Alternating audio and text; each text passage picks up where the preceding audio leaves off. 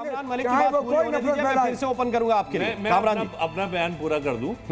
मैं जगत हिंदू धर्म के मानने वालों को ऑफर करता हूं और मैं मुसलमान धर्म के मानने वालों को ऑफर करता हूं कि हिंदू लोग जो है मस्जिदें बनाएं और मुसलमान लोग जो है मंदिर बनाएं और धंधा करें, चंदा इकट्ठा करें।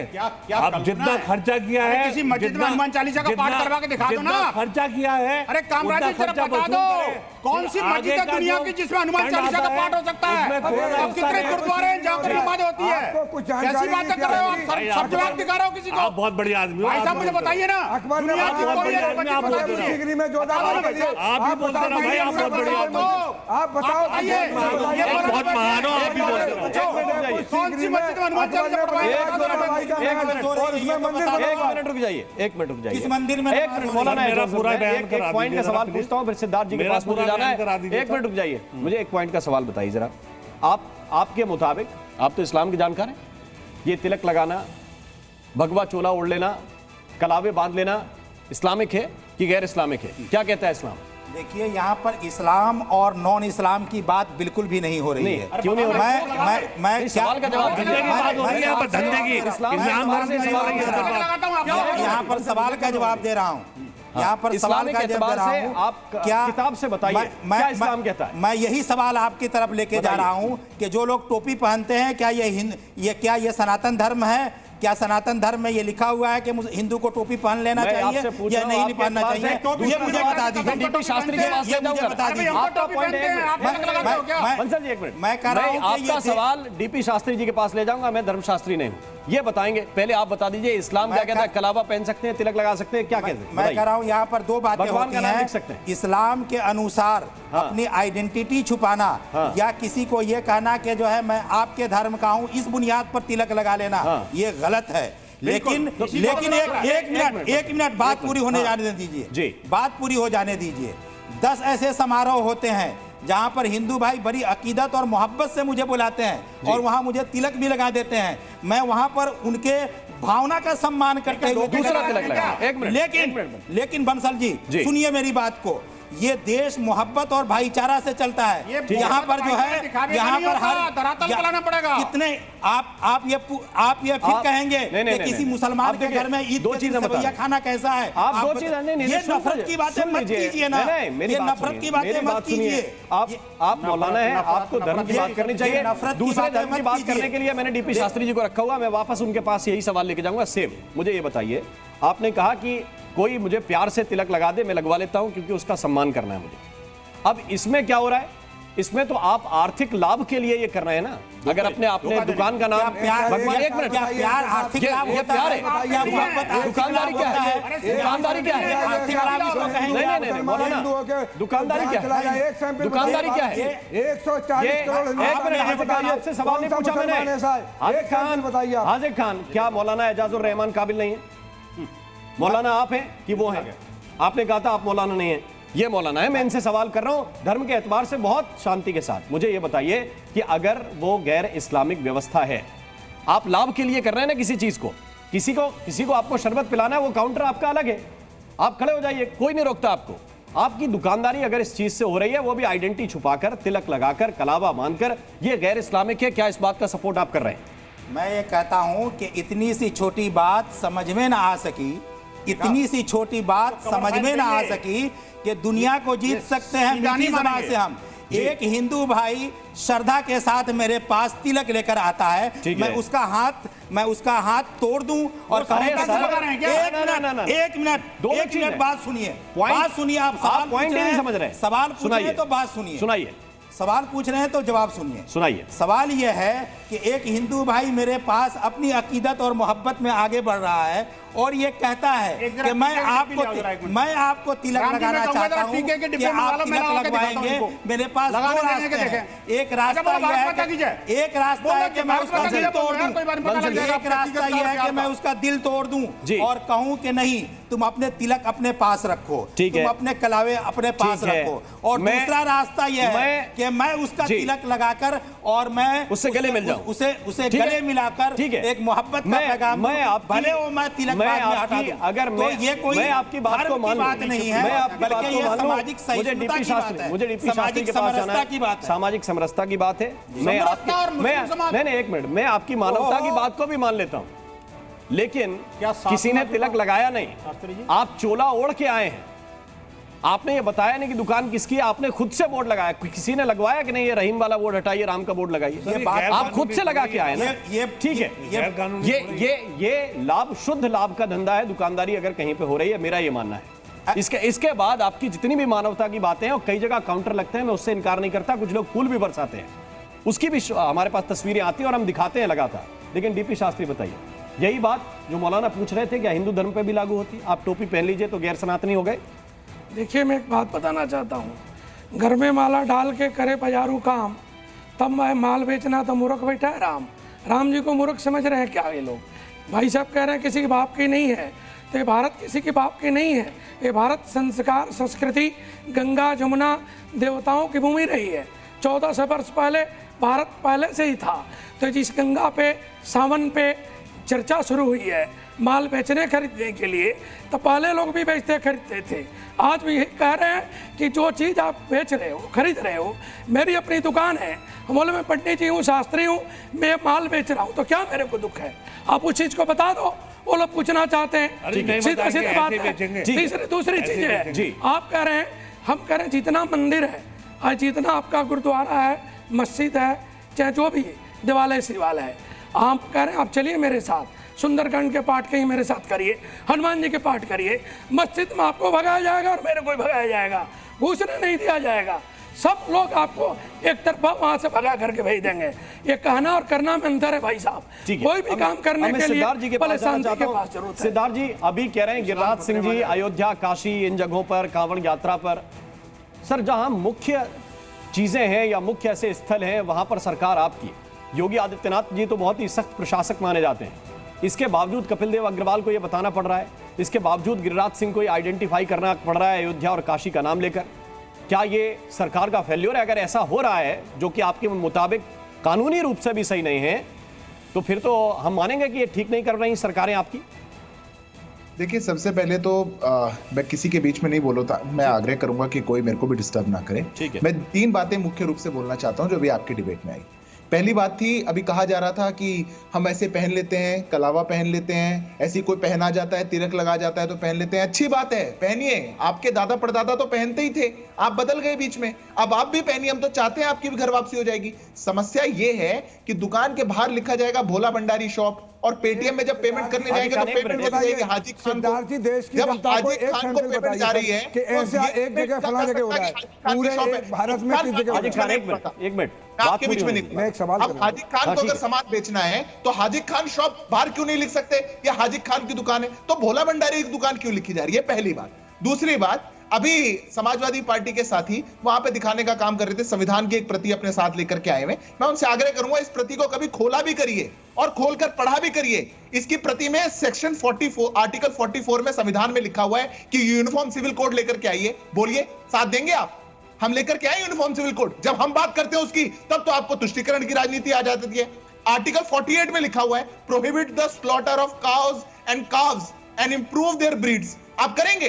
कभी गौ हत्या के खिलाफ हमने कभी बात कही, पर संविधान को लेकर के झूठा नैरेटिव बनाने में सबसे आगे। तीसरी बात, अभी हाजी खान बोल रहे थे और मैं चैलेंज करता हूं उनको कि अपनी रिकॉर्डिंग जाकर के पीछे देखिएगा, आपके शो में उन्होंने बोला ये भाईचारा तो मुगलों की देन है, ये चाटुकारिता कहीं और जाके दिखाइएगा हाजी खान। 80% उनके यहाँ से, आपके 1% मुसलमान नहीं है डेमोक्रेसी में, आप गलत बयानी कर रहे हैं। 80% मिनिस्टर उनके यहाँ हिंदू थे, 80% राजा उनके साथ हिंदू थे, आपके साथ 1% वोटर नहीं, एक आपका मिनिस्टर नहीं, आपके साथ एक MP नहीं।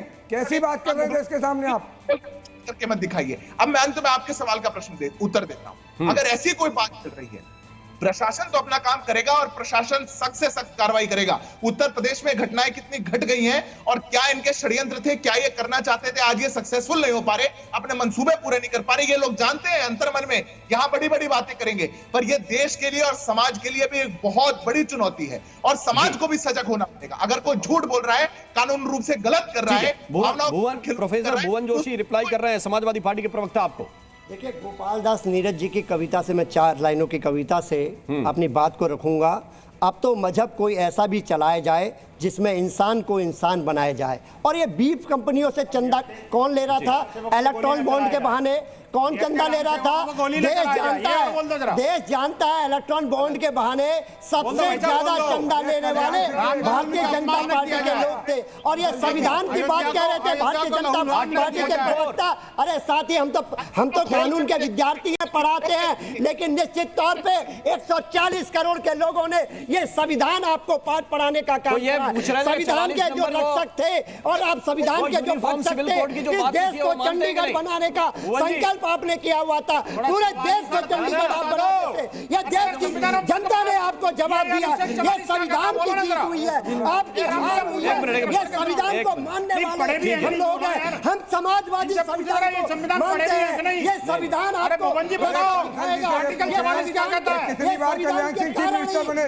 कितनी बार चीफ मिनिस्टर बने? आपको अयोध्या ने हरा दिया भाई। और आपको अयोध्या के लोगों ने रास्ता दिखाने का काम करा। आपकी नफरत की राजनीति का का काम करा। एक मिनट सिद्धार्थ जी, भुवन जी, ये 44 नंबर का क्यों सपोर्ट नहीं करते? फिर वो कह रहे हैं संविधान में लिखा हुआ।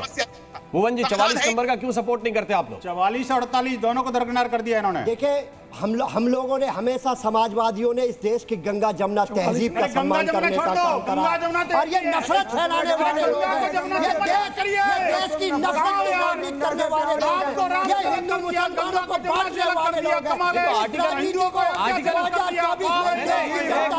नफरत की जो राजनीति है उसका अंत कर दिया है। ये नफरत की राजनीति हार गई है 2024। आपको जवाब दे दिया है, भारतीय जनता पार्टी को जवाब दिया है 2024। अरे भुवन जी,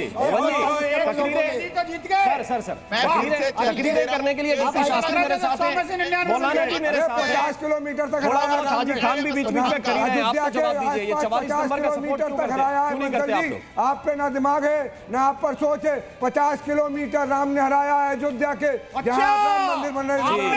50 किलोमीटर आपको हरा दिया और आपको संदेश दे दिया दुनिया को कि भारत में एक दूसरे से प्यार करने वाले मान लेते हैं। और इस देश में वही आराम से शब्दों चलेगा जो हिंदू और मुसलमान ठीक करें। सारे लोग शब्दों का चयन थोड़ा सा ठीक करें।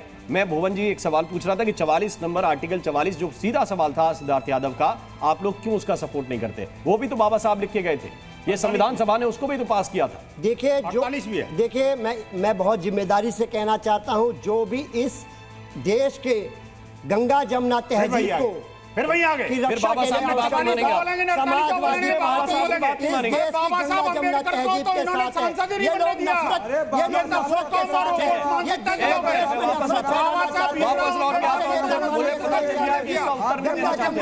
को बचाना चाहते हैं। मैं समझ गया,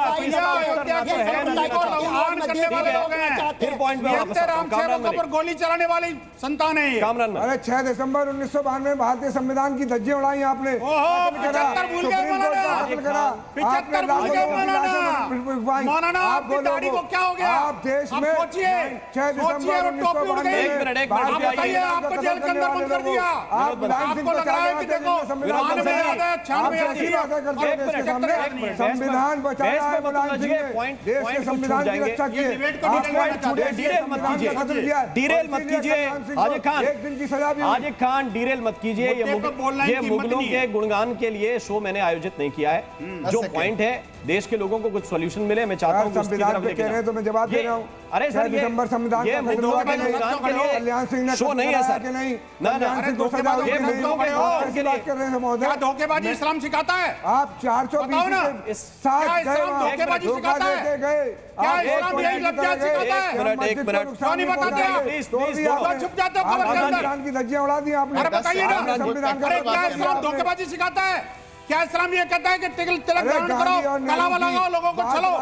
अरे शर्म करो मौलाना, यहाँ टीवी चैनल पर चिकनी चुपड़ी बातें करना बहुत आसान काम है। धरातल पर काम करना उतना ही मुश्किल काम है। आप पे सिर्फ 20 साल में नफरत के अलावा कुछ नहीं बोला आपने। अरे नफरत शब्द एक रटने के अलावा तुमने कुछ नहीं किया।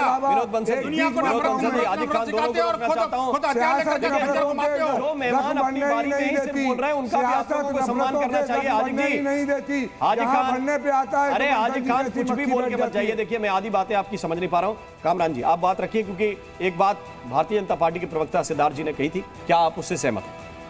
देखिए आर्टिकल 44 जो है वो डायरेक्टिव प्रिंसिपल का एक हिस्सा है जी। डायरेक्टिव प्रिंसिपल जो है वो स्टेट को जो है सजेस्ट करता है, स्टेट के का ऑप्शन है कि उसको जो है लागू किया जाए या ना किया जाए। और नहीं, इसको तो फिर सांप्रदायिक बताने लगते हैं अगर उस पर कोई बात नहीं कर पूरी बात कर लूँ, पूरी बात कर लेता हूँ। आर्टिकल 44 जो है डायरेक्टिव प्रिंसिपल का एक हिस्सा है और वो स्टेट के पास एक ऑप्शन है कि अगर पूरी जनता जो है इस चीज़ के लिए राजी है तो इसको लागू कर देना चाहिए। और ये जो है कहते हैं भारतीय जनता, अरे सुन तो लीजिए यार, मैं मना थोड़ी कर रहा हूँ आपको, मैं मना कर रहा हूँ क्या? जनता की बात नहीं करी भाई उन्होंने, मैं मना कर रहा हूँ क्या? उन्होंने कहा कि अभी मैं हर चीज सरकार इसको इम्प्लीमेंट करेगी। भाई आप बोलो, आई एम सॉरी, मुझे ऐसी डिबेट में मजा नहीं आता। हाँ, मैं अगर जो है स्टेट ने जो है सर्वे करा लिया है, लॉ कमीशन ऑफ इंडिया ने सर्वे करा लिया है, और अगर सारे लोग इस चीज के लिए राजी हो जाते हैं, सब लोग जो हैं इससे खुश हैं, तो डायरेक्टिव प्रिंसिपल की 44 धारा जो है लागू हो जानी चाहिए। आप मानते होनी चाहिए, इसको सांप्रदायिक तो नहीं कहेंगे। अगर भारत तो होने से पहले विरोध करते लाभदायक है तो लागू हो जानी चाहिए। साहब मुझे बताइए, ये तो नाम लेते के साथ ही इनको सर्फ सूंघ जाता है। अरे क्या बात कर रहा हूँ, क्या बात कर रहा हूँ, मना कर रहा हूँ, बताइए करना चाहिए नहीं करना चाहिए? दिमाग में कुछ भेजा है नहीं है ना, दिमाग में भेजा है नहीं है ना, ठीक है, बताइए होना चाहिए नहीं होना चाहिए? आराम से, दिमाग में भेजा है नहीं है। अब सिद्धार्थ पढ़ा लिखा है नहीं, आपको छोड़ के आए हो, चाह रहे थे, पटांग के आए हो ना, मैं आपकी तरह नहीं हूँ। बंसल जी एक मिनट, सिद्धार्थ यादव जी कंटिन्यू कीजिए, आप कुछ रिप्लाई करना चाह रहे थे। मैं बहुत एक छोटा सा जवाब देना चाहता हूँ। पार्टी, ये प्रश्न था, बाकी मौलाना लोग तो क्यों मानेंगे, उनसे तो मेरा प्रश्न ही नहीं है। मैं तो समाजवादी से पूछा, आप आर्टिकल 44 और 48 के साथ है या नहीं है? पर मैं आपको एक बात बता दूं, ये जो प्रति अपने साथ लेकर के आए ये संविधान नहीं है। इसके अंदर राहुल और अखिलेश की मनोहर कहानियां हैं, बाहर से संविधान का कवर लगा करके लाए हैं। इसके अंदर अगर है तो आर्टिकल 44 पढ़िए, आर्टिकल 44 पढ़िए, 10 बार बोला आपको, आर्टिकल 44 और आर्टिकल 48 खोल करके पढ़िए।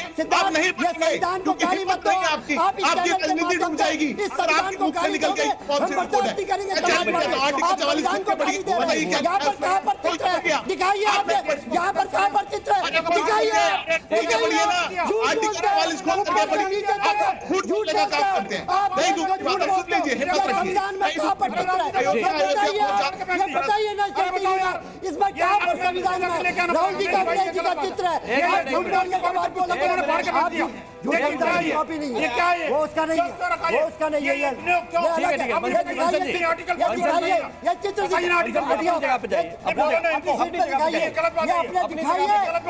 राहुल गांधी का, अखिलेश जी का, देश को झूठ बोलना, संविधान का अपमान करते हो, पूरे नेशनल आज आपने झूठ बोलने का काम करा है। मुझे बताइए अखिलेश यादव जी और राहुल जी का कहाँ पर चित्र है?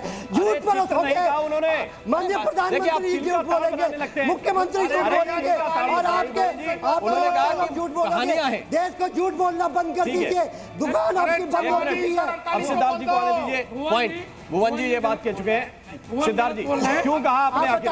अरे मैं पूछ रहा हूँ ना सवाल, अरे आपका ही सवाल पूछ रहा हूँ सर, आपका ही सवाल पूछ रहा हूँ। क्यों कहा आपने कि अखिलेश यादव और राहुल गांधी की मनोहर कहानियां हैं? वो तो एक कॉपी लिए उन संविधान की पूर्ण कॉपी है। सुन लिया मैंने, सुन लिया, इसलिए कह रहा हूँ। अब बात तो सुन ली, अरे बात नहीं करने देंगे तो सोल्यूशन कहाँ निकलेगा? आपको विवाद करना है कि बात करनी है?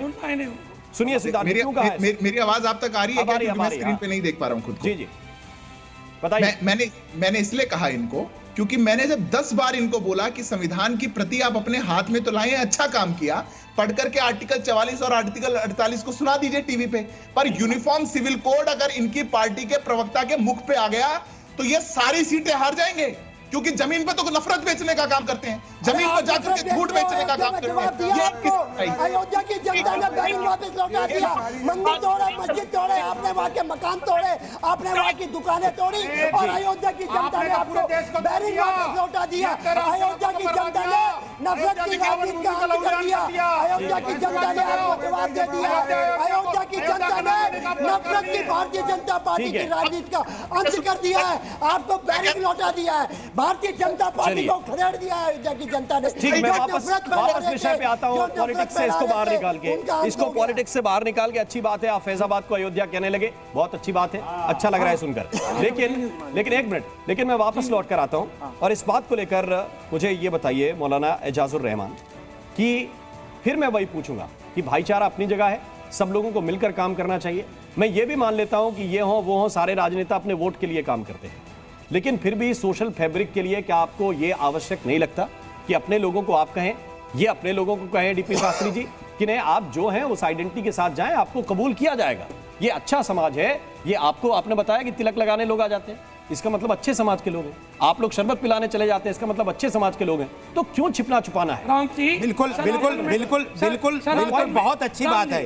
दो में सनातन में तिलक, जनेऊ और ये सारी चीज एक पहचान है। हम कहीं भी हिंदू लोग रहते हैं, अपना हम सिखा भी, तिलक भी, जनेऊ भी, अपने जो भी पोशाक है, हम कह रहे हैं आप भी अपने संस्कार से आप रहिए। मैं नहीं कह रहा हूँ कि आप अभी बन जाइए, आप भी जो करना करें, बल्कि आप जो चीज है सच्चाई कहिए ना कि मैं माल बेचने जा रहा हूँ, सावन में बेचूंगा, कावड़ में बेचूंगा। बस शास्त्री जी यही बात तो हो रही है कि जब आपको दुबई में अपनी फैक्ट्री चलानी होती है तो आप वहां पर अरबी नाम रख लेते हैं। जब वहां पर आपको दुबई में कारोबार करना होता है, अरे सुनिए सुनिए, फिर बंसल जी आप सुनते नहीं है। दिक्कत सबसे बड़ी बात यह है आप बोलने नहीं देते।